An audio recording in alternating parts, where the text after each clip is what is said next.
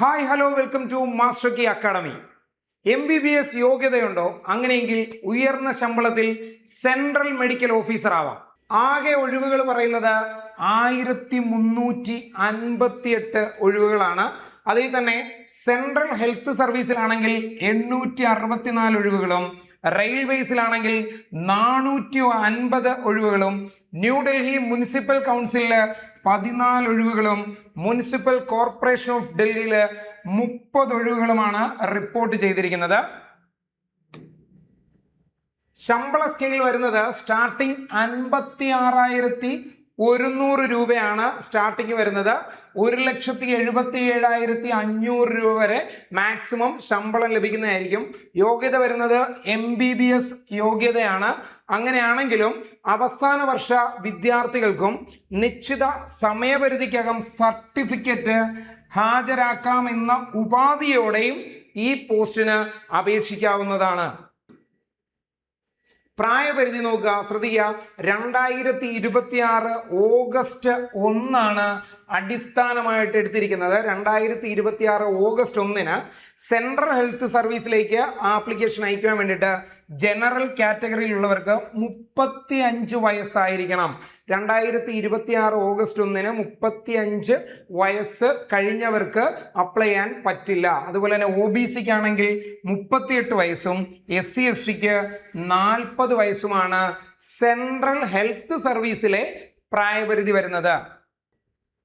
ഇനി മറ്റ് തസ്തികകൾ നോക്കാം. നോക്കി, ജനറൽ കാറ്റഗറി ആണെങ്കിൽ 32 വയസ്സും, OBC ആണെങ്കിൽ 35 വയസ്സും, SC/ST ആണെങ്കിൽ 37 വയസ്സുമാണ് പ്രായപരിധി വരുന്നത്. ഇതിൻ്റെ അകത്ത് എടുത്തു പറയേണ്ട ഒരു കാര്യം, ഭിന്നശേഷിക്കാർക്ക് 10 വർഷത്തെ ഇളവ് ലഭിക്കുന്നുണ്ട്. കണ്ടോ?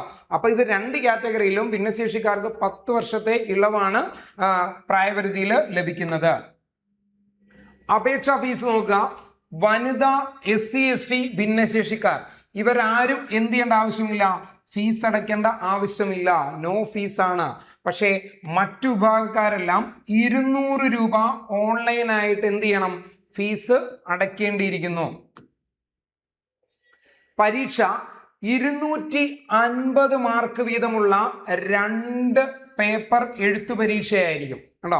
250 മാർക്ക് വീതമുള്ള 2 പേപ്പർ എഴുത്തു പരീക്ഷ. അപ്പൊ ടോട്ടൽ 500 മാർക്കിന്റെ റിട്ടൺ എക്സാമും അതുപോലെ തന്നെ 100 മാർക്കിന്റെ അഭിമുഖവും, കണ്ടോ, 100 മാർക്കിന്റെ ഇന്റർവ്യൂവും ഉണ്ടായിരിക്കുന്നതാണ്. അപ്പൊ ടോട്ടൽ എത്രയായി? 500 100 600 മാർക്കാണ് ടോട്ടൽ വരുന്നത്, അല്ലെ?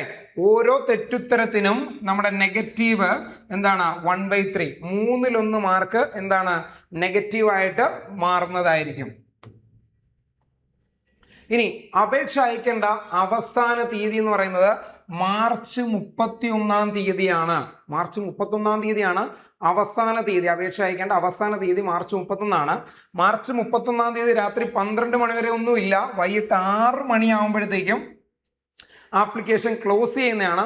അപ്പൊ അതുകൊണ്ട് എല്ലാവരും മാർച്ച് 31 തീയതിക്ക് മുമ്പ് തന്നെ എന്ത് ചെയ്യുക, സെൻട്രൽ മെഡിക്കൽ ഓഫീസറിന്റെ ആപ്ലിക്കേഷൻ അയക്കാൻ വേണ്ടിയിട്ട് ശ്രദ്ധിക്കുക. UPSC ഓൺലൈനായിട്ട് തന്നെ നിങ്ങൾക്ക് എന്ത് ചെയ്യാവുന്നതാണ്, അപേക്ഷിക്കാവുന്നതാണ്. അപേക്ഷിക്കാൻ ചെല്ലുമ്പോഴത്തേക്കും ശ്രദ്ധിക്കേണ്ട കാര്യം, ഒരു ഫോട്ടോ ഉണ്ടായിരിക്കണം, അതുപോലെ തന്നെ ലൈവ് ഫോട്ടോയും ഉണ്ടായിരിക്കണം, ഒപ്പ് എന്നിവ എന്ത് ചെയ്തിരിക്കണം, അപ്ലോഡ് ചെയ്തിരിക്കണം. അപ്പൊ എല്ലാവരും നിങ്ങളുടെ ഒരു ഫോട്ടോ കയ്യിൽ കരുതണം, പിന്നെ ലൈവ് ഫോട്ടോ അത് അവിടെ ചെന്നിട്ട് എടുക്കും, പിന്നെ അതുപോലെ തന്നെ ഒപ്പ്, ഇത്രയും കാര്യങ്ങൾ എന്ത് ചെയ്യണം, അപ്ലോഡ് ചെയ്തിരിക്കണം. പരീക്ഷാ തീയതി വരുന്നത് ഓഗസ്റ്റ് 2 ഇതുകൊണ്ടാണ് നമ്മൾ പ്രായപരിധി പറഞ്ഞപ്പോഴത്തേക്കും 2026 ഓഗസ്റ്റ് 1 ബേസ് ആയിട്ട് എടുത്തത്. ഓഗസ്റ്റ് 2 എന്ത് വരുന്നത്, പരീക്ഷാ തീയതി വരുന്നത്. ഇനി പരീക്ഷാ കേന്ദ്രം വരുന്നത് 2 സ്ഥലങ്ങളുണ്ട് ഇവിടെ. തിരുവനന്തപുരത്തും കൊച്ചിയുമാണ് വരുന്നത്. അത് ഏത് സെന്റർ വേണമെങ്കിലും നിങ്ങൾക്ക് തിരഞ്ഞെടുക്കാവുന്നതാണ്. അപ്പോൾ ഒട്ടും താമസിക്കേണ്ട, ഉയർന്ന ശമ്പളത്തിൽ തന്നെയാണ് കേന്ദ്ര സർവീസിൽ നിങ്ങൾക്ക് ജോലി കിട്ടാൻ പോകുന്നത്. 1358 വേക്കൻസിയാണ് വന്നിരിക്കുന്നത്. 1,77,500 രൂപ വരെ ശമ്പളം ലഭിക്കുന്ന ഒരു കിടിലൻ ജോലിയാണ്. അപ്പൊ MBBS എടുത്തിട്ട് നിൽക്കുന്നവരെല്ലാവരും ഉടൻ തന്നെ ഇപ്പോൾ തന്നെ എന്ത് ചെയ്യുക, ഓൺലൈനായിട്ട് നിങ്ങൾ ആപ്ലിക്കേഷൻ കംപ്ലീറ്റ് ചെയ്യുക. അതുപോലെ തന്നെ മാസ്റ്റർ കീ അക്കാഡമിയിൽ ഇതിന്റെ കോഴ്സ് ആരംഭിച്ചിട്ടുണ്ട്. ഉടൻ തന്നെ താഴെ കാണുന്ന നമ്പറിൽ കോൺടാക്ട് ചെയ്യൂ. ഞങ്ങളുടെ പുതിയ സെൻട്രൽ മെഡിക്കൽ ഓഫീസറിന്റെ കോഴ്സിൽ ജോയിൻ ചെയ്യൂ. ബൈ.